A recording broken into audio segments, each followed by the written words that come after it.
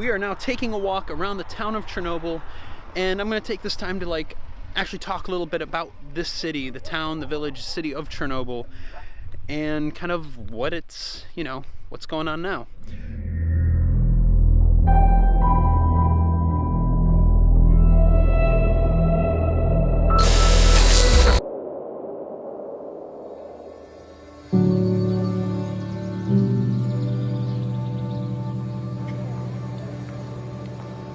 But as far as getting started, what's very interesting, the town of Chernobyl is actually very, very old, and as of this year it has now been stated to be 823 years old, which is just like crazy. And it's also really famous because it was a huge Jewish epicenter, and I believe he said there was 3 synagogues back then, and this is like before Soviet Union and everything. So yeah, there's a little backstory, but we're gonna go check out and kind of find out how the city is doing now after, the accident.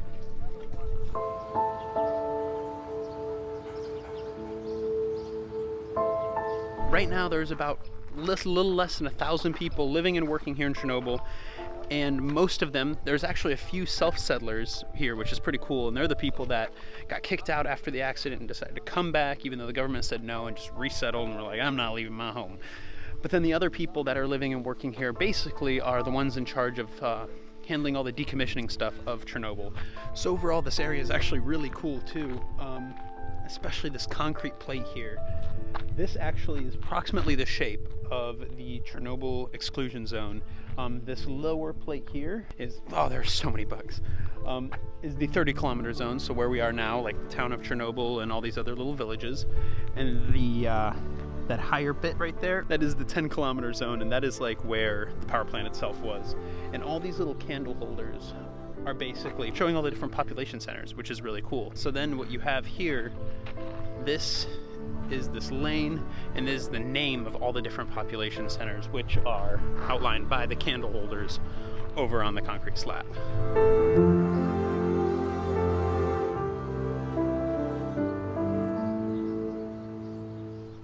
Now, for the people living and working here, they have a very interesting schedule due to the fact that they are working in an exclusion zone. So the rule kind of is for the people here in the town of Chernobyl, the ones that are working here in these offices and buildings, they work here for 15 days on, and they stay here as well in like they have various dorms and type stuff like that, and then they have to leave for 15 days.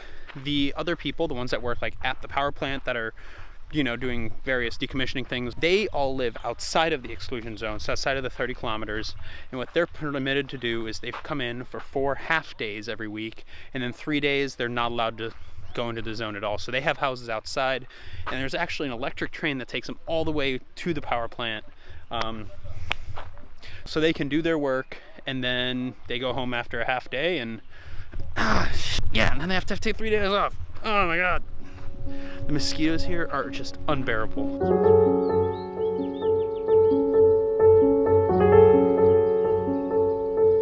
Now, as far as the town goes, also the hood up, sleeves down, these bugs are they're killer. Oh man.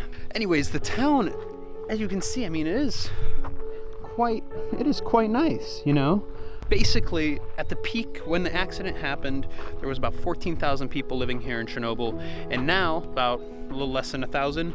And what they've done is they've actually restored 6 streets, so about 10-ish% or so is what they said of the city, and the area is really clean. It looks really nice, and I mean, they have everything that they need. They have the police station, they have a museum, they have a library, they have all kinds of stuff, and also a lot of office buildings. For example, this one right here, that is the main exclusion zone administration building.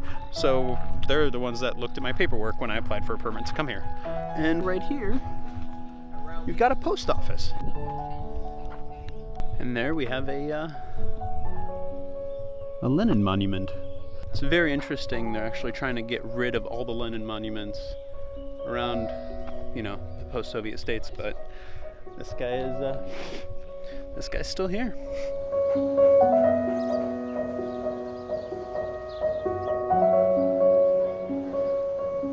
Right here is kind of the end of the restored area, and there is a park over there, as well with some monuments. We might check those out in the morning, but this is kind of the end of our little city of Chernobyl tour. I hope you found it interesting. It was very fascinating. I learned a lot of stuff about how things are still going here, and you know what's happened since the Chernobyl power plant accident. So yeah. All right, anyways, on the next video we will be back into the action with some radars and the reactor and all kinds of cool stuff. I hope you enjoyed this little bit of history and a little bit of knowledge about Chernobyl. Thank you so much for watching. If you like this video, you know what to do. Make sure you go hit that little like button down below and subscribe. Also hit the little bell notification thing too. But yeah, thanks again so much for watching, and I'll see you next time.